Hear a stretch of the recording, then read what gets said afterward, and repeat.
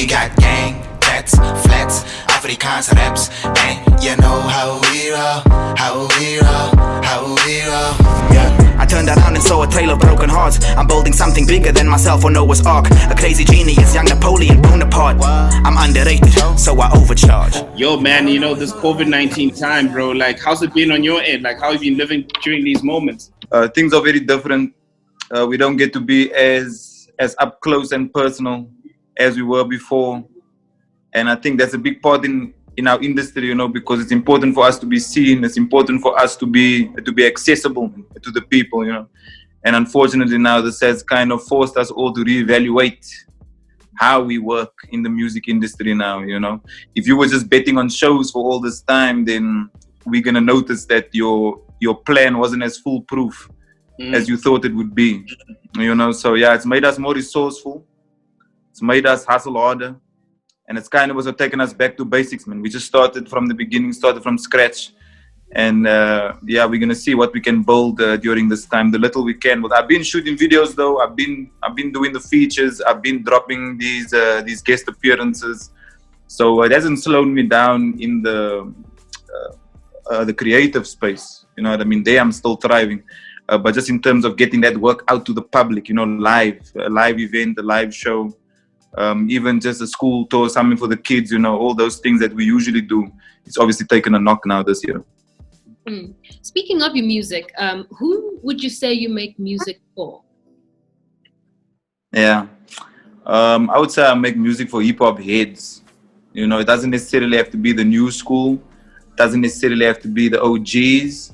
But I would say fans and lovers of hip hop. And when I say lovers of hip hop, I'm not just talking about the raps. I mean the culture of hip-hop. And we all know that the culture of hip-hop includes DJ, it includes graffiti, it includes b-boying, and then MC. You know what I mean? So even if you look at like my clothing brand, YG Apparel, you'll notice that a lot of it is inspired by like urban graffiti style, streetwear. I mean, even look at the t-shirt I'm wearing now. You know what I mean? That's this is a photograph that I took in Hillbrow when I was living in Hillbrow. And this is a guy that had Cape Town tattooed on his hands. And that was crazy for me, you know. So I'm making music for, I mean, more or less for hip hop heads, and like it's street raps, it's street culture. You know what I mean? I'm not making it more or less for the mainstream, but if it goes mainstream, I'm pleased about that. But I think there are enough rappers that are selling the aspirational life. I think enough guys are talking about how much money they got. Enough guys are talking about the cause, and I can't compete with that. I can't compete with Bentleys and Rolexes, and you know what I mean? So I'm not making music for those people because I feel like they are being catered for enough, you know. But who's talking to the kids in the street that's hustling, or the kid that is getting locked up maybe and he's thinking that, you know, life is over, or the kid that's just seen his friend die in the car and he's like, yo, I think I'm next. You know what I mean? Like, I'm making songs for him just so you don't feel like it's hopeless, man. Just so you feel like there's someone else out there that speaks on his behalf. It might not be in a language everyone can understand, but then again, if you look at Kwaito, like most of the colored population in Cape Town never understood it. We never understood Bozonke or Karakara or Dokshe Beleza, but it never stopped us from enjoying the music. I mean, we almost love that music more than our own shit. You know, as soon as we hear Afrikaans rap, we're like, put that shit up, dog. You know what I mean? But as soon as we're gonna hear Cuesta, Good or Spirit, you know what I mean? We're gonna jam out. You know, so my music, I would say, is being made for the same target audience, which would be the hood and hip-hop lovers, you know what I mean? Street music, street poetry, that's what I do. You know, when you bring up Quest, I want to bring up the song. You and him had a situation, I call this, for me, it sounded like a TED Talk. You and Questa made that song addressing several things that are happening in SA hip-hop. Did anyone respond? Because it felt like you were handing out a couple of people in the industry, because it looks like you felt like the game is stagnant. It sounded like you felt like there's not a lot of unity happening in the game. Like it was an addressing moment. You know, did anyone reach out to you guys after that song was released and said, yo, what's going on? Like, is it the frustration? What can we do to mend things? Did people get the intended message from that song? I wouldn't say that the people that maybe have the power to make some of these things change, I wouldn't say those people reached out. but I can see that the response from the listeners, and once again the hip hop fans, the audience. And when I say hip hop fans, I'm talking about the ones that actually like listen more than once to the song. You know what I mean? That go back and replay and, you know, try and break down your lines. I think they got the message, you know, because they still talk about that song, and it's been like a year now that it's been out. So I can tell that it impacted them in a very big way. I'm just hearing us rap and not having to worry about, oh, we need a chorus here. It must be catchy. The beat must be a current. It must be something that the radio can play.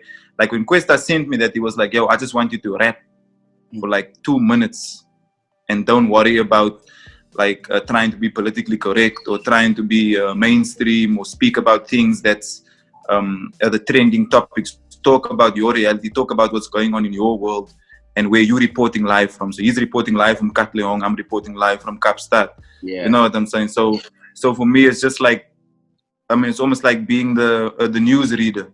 You know, that was my standpoint on the verse. I was just trying to basically give you a picture, because you're not in Cape Town, you know, you don't know what I'm seeing there. So I almost have to be the spokesman for those people, you know. So that's all I was doing. I wasn't really taking no jabs at anyone. But I mean, like in today's time, when music is like a microwave generation, like it's consumed in a minute, 2 minutes, and then it's over. Like even if you look at some songs now, the duration of songs have become shorter. 2 minutes. Nowadays, a song is like the average 2 minutes. 2 minutes, baby. So at this point, you either choose between noodles or rap verses. That's it. If you're making noodles or you're listening to rap songs, those are your options, bro. Now, the type of music you make, I wouldn't say it's commercial at all, but not even because it manages to not only push the boundary, but also break certain boundaries. How did you manage to crack the system? Because when you finally decided to dedicate and I'm doing this, were you deliberate in, I'm going to try and push the boundary, I'm going to try and aggravate, I'm going to try and stir up conversation? Or did it just happen the more you made music? I think it's a little bit of both. Because you must understand, before I adopted the Cape Slang style to rapping, I was rapping just like these other boys were. You know, I was trying to do the American thing. Some people told me I sound like J. Cole. Some people told me I sound like Drake. I hated these comparisons. And the only reason I really made the kind of music that I'm making now is because I didn't want to be compared ever again to someone before or after me. And then on the other end of the coin, even when I was rapping like that American style, the industry still didn't really, you can say, accept me. You know, they still didn't validate it. They still didn't give me the props. So I was like, well, if I'm going to rap in the American style and they're not going to listen, I might as well just rap the way I speak. And then everyone's going to hear it, you know. And at the same time, I understand that the way I articulate myself, because it's associated with the stereotype of what colored people are like, especially the violent stereotype, I understand why it almost can't be accepted so easily. You know, so that's why I jump on different tracks with different people. Like I'm on a song with Jay Something one day, and then I'm on a song with Boskasi the next day, and then I'm on a song with Buffalo Soldier the next day. You know what I mean? So the crossovers are quite, you can say, vast. You know what I mean? Like I'm spreading myself out far enough just so that the people can digest what I'm bringing. Because I know, like I say, it's tough to kind of get over the accent, to get over the slang, to move past like the rrr. I don't say rrr, I say rrr. You know what I mean? So I understand that it can be a bit difficult on the ear at times.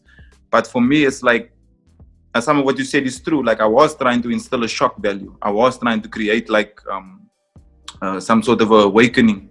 Or let's even say a reawakening to the SA hip-hop industry, and just remind them like, yo, don't forget about Brasse van die Kaap, bro. Don't forget about Prophets of the City. Don't forget about Reddy D. Don't forget about Godessa. You know what I mean? These were groups that paved the way, that pioneered the way in the early 90s and the 80s for SA hip-hop to exist. So I shouldn't sound foreign. I shouldn't sound strange to anyone in South Africa. I should just sound like another South African. I shouldn't sound like I have a separate sound. It's also South African. It's part of the South African culture. You know, so what I'm doing is just, it's homegrown. It sounds like you've instilled all this pressure on yourself, and it was self-willing. Like it's something that you decided to do because First time I met you, I remember you had a red cap on. I was like, yo, they got a young American coming through. You were performing at a mall that was going to open, and then you jumped on the mic and, you know, you killed it that day. I think Reason was also in the studio. But even at that time, you had that standout factor. You put out 1,000 miles, 1,000 mistakes, my bad, and you talk about so many things that are top of mind. You share what time you wrote that song. And it just got me thinking, because at some point, even on the song, you talk about you're not trying to be a role model. You're not perfect. You know what I mean? At the end of the day, you're human. Now, being the face of Cape Town, because you are the mayor of Cape Town when it comes to hip hop right now, you speak on Cape Town, you're the president. What are some of the challenges that come with that? Where do I begin, sir? Please, sir. Because I don't think a lot Where of do I people begin? fully understand the reality of what hip hop is going through, or music and large that comes from Cape Town. We don't get to hear a lot of it in the highest level of music in South Africa. Yeah. I'll say this, bro. If I don't do this the right way, and if I don't achieve a more success than I already have, or you know, like a goat status, or like you know, Hall of Fame, then I'm not sure if this is gonna happen again for another 10 years.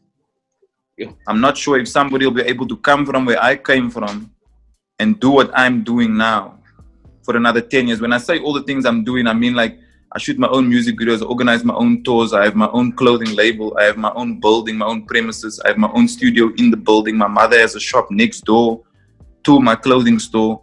We have our own barber shop. We even have our own water. We make our own albums. I'm an independent artist. I mix and master. Well, not me, but I have a team, obviously, that does it. And we put out our own music on all digital platforms as well. So 360. Yes. That's 360 ownership that we have over all our products. I don't split it with anyone. So I don't know what kid is gonna have that kind of ability, or maybe that sort of drive to push through in today's time, especially because nowadays it's all about links. Everything is online. I'm still pressing up my own CDs and selling it myself, but I'm also on iTunes, and I'm also on Spotify, and I'm also on Tidal and Deezer and all of this other. Only because I know that I have to be online, but I'm still from the street. I still got the hustler mentality, so I know I have to be out there dishing out my discs, you know. So what I can say is that to be this person for Cape Town, I set an example and I set a standard that's very high. But I did it purposefully because I know that if I set the standard high, it will make sure that everyone that comes from Cape Town is not below average. It will make sure they always try and keep up with me. If I set the standard of 30 mixtapes, then the only way you're going to beat me is to make 31 or 33 or something. And the only way you're going to beat my album is to also release a 22-track album with no features on it. That's the only way you're going to beat me now. You know, so my plan is not to suppress Cape Town and try and be like, yo, I don't want no one else to come up. But my plan is just to raise the standard and raise the bar and raise the level of competition from Cape Town. You know, because I can see in Joburg, look how much competition you guys have here. There's like 70 rappers in Joburg at any given moment. If you've seen a lineup in Joburg, it's like an index, bro. It's just names and names and names. And everyone is from Joburg. Not originally, but you know what I mean. So, like, these Cape Town kids, they don't know about that. Some of them have never hopped the stage here. Some of them never will hop a stage here, you know? So I just want to prepare them for when they do eventually crack it in the industry, that they are equipped, you know? Because I had to come in, I had to fight for the spot. It wasn't easy for me to get here. I'm still fighting every day. I'm still hustling every day. So I would say that it's a lot of pressure. It's a lot of pressure being the first one. And, you know, the first one gets all the, you know, the scars and the knocks and takes all the falls and makes all the mistakes. So that's who I am. I'm the guinea pig. You know, I'm the experiment from Cape Town. We don't know what's going to happen. We don't know if it's going to work. We don't know if it's going to fail or what. So, yeah, it's a lot of pressure. And yes, you were right, Sabi, in saying I took it upon myself. I did take it upon myself to do this. I didn't have to. You know, I could have just made songs about aspirational life and and popping champagne and Rolex and shit like that. And then I could have just been on the charts as well, and just, not cared about the community and not cared about where I come from and the language I speak. And, it could have just been another typical rap story. But I took it upon myself to be the front man and stand out and be heard and be a voice for the voiceless. Mm. Speaking of Cape Town and you being ridiculously passionate about where you come from and just the community at large, but Cape Town is also a very big place. You have places like Gugulethu, for example, that is also a part of Cape Town. Would you say your interest is that big, or is it just where you come from? Or do you feel like you also represent people in Gugs, but not just that, colored people in Gugulethu who might not look like you or sound like you? Because personally, and it's not even addressing you, is that I don't see enough colors who look like me. For example, in your music video, or colors that sound like me, because I feel like there's a face to colored and it looks like you. There's a sound to colored and it also sounds like you. And often people who look and sound like me are not, you don't check for us, because essentially we identify, or they place us in the black category. Yeah. And even if you look at like Shane Eagle, for example, it's like he kind of looks like me, but he don't sound like me, and we don't come from the same place, but we both considered colored people. His music doesn't really sound like mine, but we kind of have like here and there, there's similarities to how we came up. You know what I mean? But our image, our direction, our narrative is like totally opposite almost. Same thing with AKA. Even though he's born in Cape Town originally, the direction that AKA is going and the trajectory of my sound is two totally different things. But yet it both comes out of almost the colored culture, the same culture. But my answer to that is the way I would now move going forward is what I'm doing. I'm trying to bring up the next generation of Cape Town almost. And I'm glad you asked me this question, because it brings me to this point to introduce the names. So there's a young girl that I've been working with. She's Xhosa. She's from Fuleni. She's 18 years old, a tomboy. And this girl used to come to my shop every day. Even if I wasn't there, she'd pull up. I was like, yo, where's Youngsta? I want to rap for him. And she'd bust verses out for anyone who was standing on the block. So my brother heard her. She rapped for my brother. Okay. And then my brother was like, yo, there's this chick that comes here every day. You need to check her out, bro. And she was tagging me on Insta as well, on everything, like bombing the links, bro. And then I just checked, I checked her out one day. And she was rapping this video in the townships, bro, in the Kasi, in between these houses, the shacks, you know what I mean? And she's busting it. And she's wearing my brand. She's wearing White Gen while she's doing it, And for me, it wasn't the best raps I ever heard. But that hunger, that determination that she has, that hustle that she has, that reminds me of me.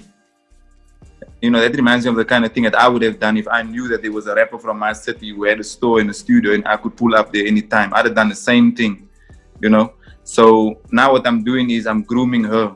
So we're starting to manage her, and we're gonna be working very closely with her. But my eyesight is definitely on anyone from any background that has talent, that has hunger, that has ability. I don't want lazy people. That's number one.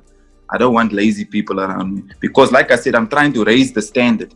So if I set the bar that high, then everybody who's around me must be able to reach and touch that bar, at least touch it, or like I say, even better than push it higher, So, I've been collaborating with guys from all over the Cape, for many, many years. From the 3 Months Cups to the Crosby Bolanis to the Kanye Mavis. Whether it was Googs, whether it was Nyanga, Langa, Philippi.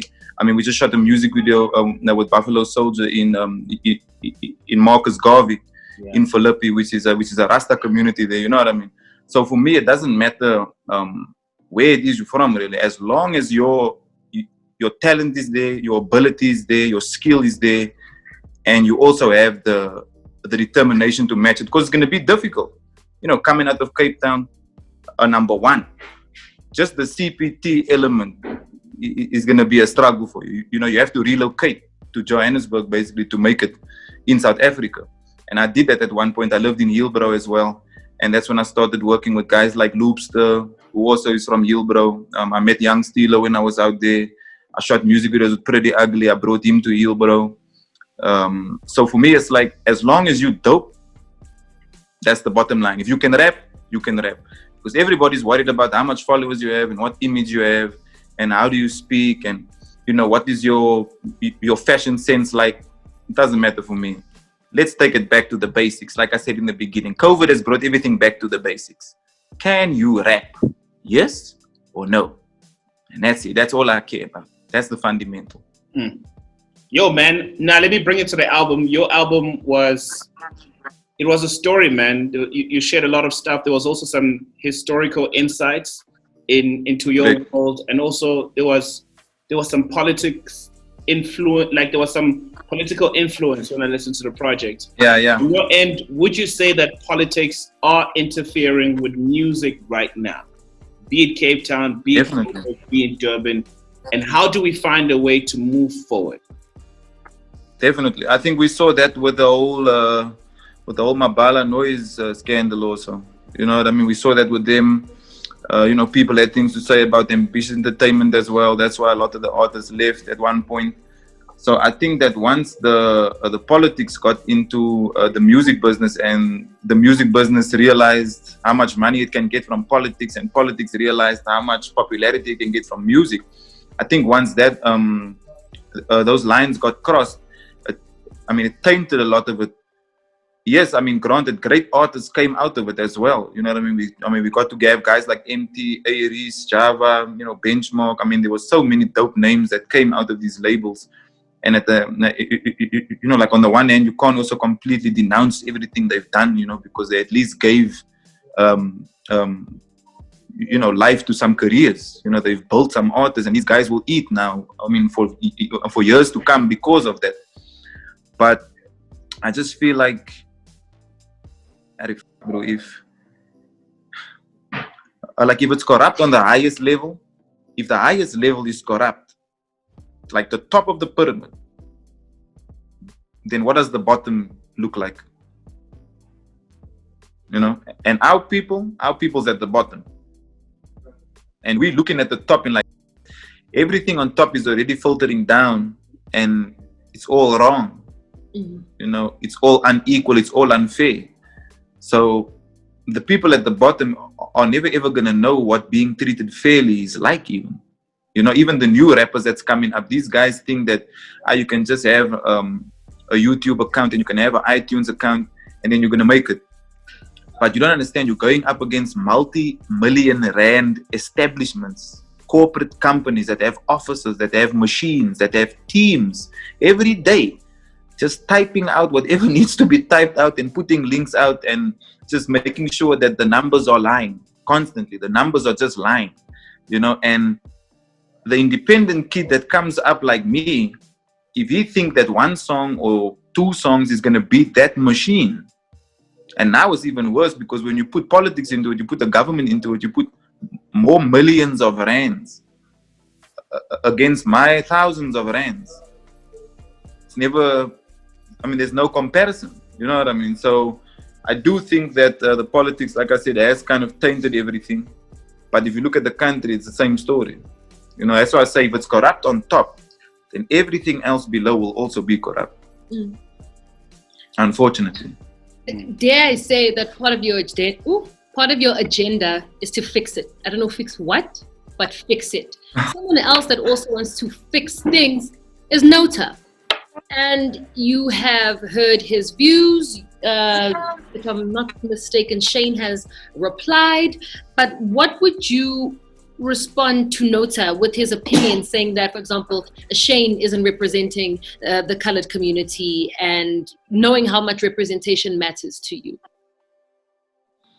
I think I actually managed to answer that question when we spoke in the question before this about like where my interest is in terms of a demographic in South Africa and Cape Town. Do I just speak for my own people, or do I speak on behalf of everyone? I feel like there has to be a Deleuze, and there also has to be a cream from Cape Town. There has to be that. There has to be a AKA, and there has to be an early B. You know, now, like if everybody was rapping like Les, then the game would be imbalanced, you know. And if everybody was rapping like me, the game would also be imbalanced, you know. You need to have variety. You need to distinguish between, you know, the different characters and the different voices. I mean, like there's some guys that will be from the Western Cape, but they'll rap in full Afrikaans. And we're from the same, you know, we're from the same place. But he'll rap full Afrikaans. And then you get someone like me who's from Cape Town who raps in slang and Afrikaans and English. You understand? So even though we're from the same province, just based on our location, we come out sounding different, you know? So I feel like I understand what Nota is saying, but at the same time, I think you need a variety of voices in the colored culture just to make sense of the colored culture and the colored race of people. You can't have everybody sounding like me because that would be like an inaccurate depiction of what colored people are. You need to have guys that also sound like Shane. You need to have guys that rap in Afrikaans purely. And you need to have someone like me who's like a hybrid. Would you say that people have a misunderstanding of who colored people are, but more specifically the colored identity? Because you're sitting across from me, and I'm sure that when you use your slang and I use my slang, we might not understand one another. You know what I'm saying? Do you feel like with everything that you just mentioned and these rappers coming from Cape Town, but also you have an AKA and you have a Shane, one thing that is the through line is that when it comes to colorism, it looks monotonous for me. Only because, and I'd rap and you see, oh, it's a dark-skinned colored person who does not have khladara. You know what I'm trying to say? But when you only see light-skinned khladara that sounds a particular way, that's all it is. So when you rap the way you rap and you send out particular messages, you and the people in your circle or artists that come from Cape Town, do you think you guys are doing enough, for lack of a better term, to speak about how dense and ridiculously complicated and painful the colored identity is? Because one thing I always say is that it's not easy being colored. I can't even explain it to certain people because I feel like every year that's when you talk about, oh, we've got a hero. Oh, we actually do have people to look up to, but history has erased us to such an extent where it hurts. Our identity hurts. So for me, and I'm sorry that I'm now, it sounds like I'm venting, and I promise you I'm not, but I'm just like, it will be nice to see someone that looks like me with the hair that I have next to someone that looks like you in a music video, but I feel like I don't see. For sure. And what are you going to do about it? And not that it's a problem, but because you are in this position to educate. Yeah, for sure. What I would say to that is the same thing I said last night when I was speaking to a friend of mine. I don't think it's important as of yet, just because the definition is so complicated to explain what a colored person is to a white person or black person. I think it's important to explain to a colored person what a colored person is first. Yes. Because we do not know what we are yet. We haven't been educated, we haven't been taught, we haven't been given history or knowledge about our ancestors, about our heritage and about our history, about our struggle and about the struggles we've overcome as well. Yes. So I feel like you can't expect these people to be proud of themselves if they don't feel like they have anything to be proud of yet. You know, yes, I mean, they've survived and they have certain heroes like your Wade Funny Cake and your Steven Pienaar, there's soccer players, there's a few actors here and there, your Mark Lotterings and blah, blah, blah. But at the same time, like, there's one every, 10 years, 5 years, maybe, that emerges, a colored person that does something really like out of the ordinary, extraordinary, and you're like, wow, you know, like you were saying, like, wow, we have heroes, we have, you know, local talent to represent us. So at the end of the day, the only thing I can do is basically highlight, you know, the history of what we haven't been taught, where we went wrong as a people, and how we can, or how we have to reverse that in the next generation of children. The only way we can solve this problem is to teach it to the children. Because us as like 20-year-olds, 30-year-olds and higher, it's over. It's over. People believe what they believe when they come to this age. You can maybe save a couple of them. You can maybe like change the way they think, their thought process about certain things, and remind them like, yo, your ancestors were descendants of slaves, or you guys came from, you know, Malaysia or the Middle East, or even right here in Africa from the Khoi, the Bushman, the Griquas. Like there is ways to educate them now already as adults. But the easiest way to reverse a cycle that is this bad is to just look to a totally new generation and start instilling it there. So if you listen to my song called YVR, it's on my album, it's called Young van Riebeeck. Basically what this song did was it unpacked the topic of slavery and colonization in South Africa. I say South Africa because what we also have to understand is that the initial point of entry into Africa to enslave us as black people was in Cape Town. Cape Town was the entry point for the Dutch and for the British, who fought over the land. They fought each other over our land and then enslaved us in the land, you know?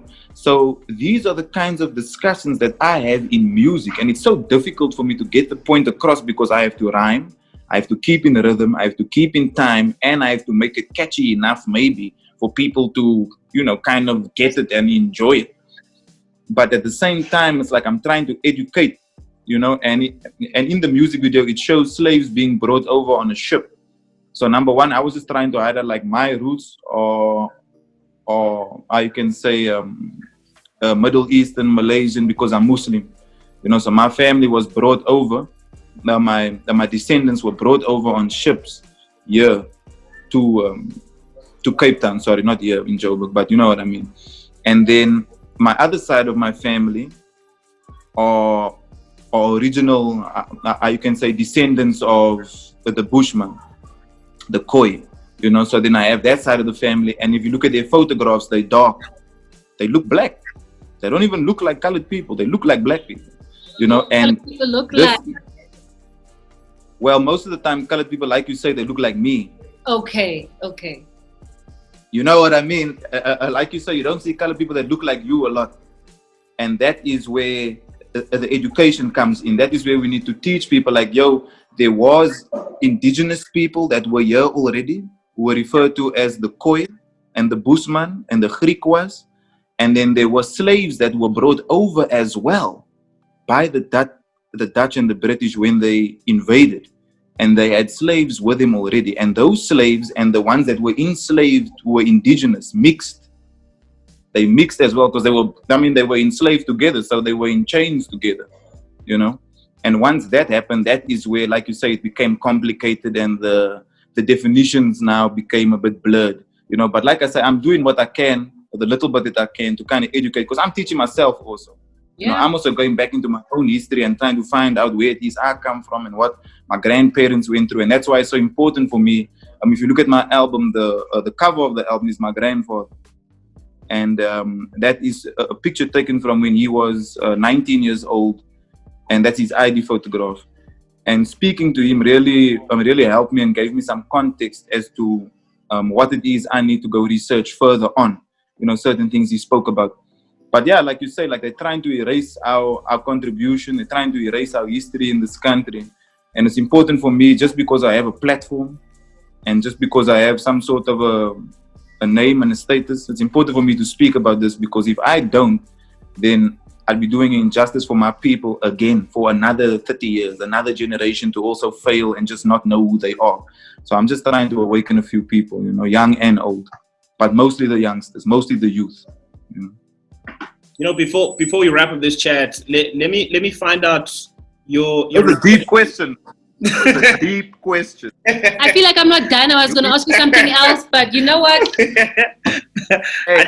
I think we need to do it over a drink. We need to sit down over Zoom call. Also, we have to teach our older people, because you know how aunties and uncles speak when it comes to the people that we procreate with, our children's hair and skin color. But you know what, Sabi, handle your business. Wait, since she's bringing up bringing up relationships and stuff, on the song you talk about love, man, 1,000 mistakes. Like, how is it being able to fall in love, manage love, be in this business? Like, how's your approach to love been?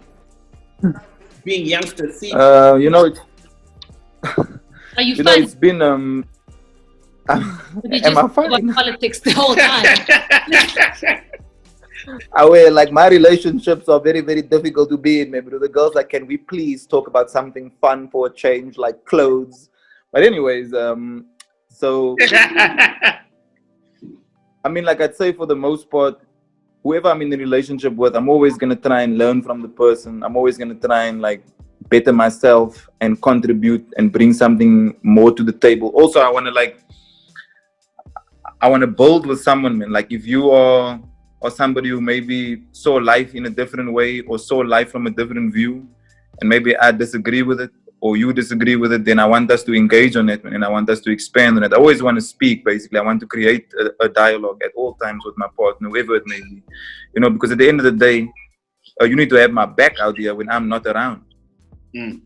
You know, you represent me when, yeah, you represent me when I'm not there, and I represent you when I'm alone as well. You know, so for me, I mean, it's been a good journey. I've had a good relationship for about 6 years now. I've been with the same woman, and I mean, obviously, there's been ups and downs. The song speaks about some of those ups and downs that we went through as like as a couple, but at the same time, it speaks to us also as men. You know, I'm mainly targeted at the men because usually most of the mistakes get made by us. Like if we're being for real, if we're being truthful, then you know most of the time the mistakes are made on our behalf, man. And as a man, I don't always want to be this guy that has to carry um, this image of being Iron Man, bro. You know, like you say, I'm a hero to certain people, and like I have this responsibility, and I have to keep up the kind of the facade that nothing hurts me and that nothing can ever stop me or whatever. But you know, there's that days when you get down on yourself. There's that days when you're not motivated. There's the days when you just feel down in the dumps, especially now during the COVID times. Also, you know, a lot of times, like as man, we base life on yo, can we provide? You know, like as a man, we're like yo, can we bring home the bread? You know, the breadwinners, as they call us. And when you don't bring home the bread, sometimes then you start feeling like yo, then what? You know, then what do I do as a man? Like what is my purpose? And if I can't even bring home bread for my family, you know, so that song just basically, it unpacks my insecurities also. You know, it talks about the things that I'm self-conscious about, the things I wish I could change, the things I wish I could have done right, and the things I'm ashamed of as well. But I know that there's other people out there, men and women alike, that have made mistakes. I mean, no one's perfect, like you say about me. So yeah, I just wanted to be vulnerable. I wanted to be open, and I wanted people to kind of see that it's okay to make mistakes and acknowledge the mistake once it's made. I mean, it doesn't make it better. It doesn't make the mistake better. But as long as you are aware of the decisions that you have made that got you to that place,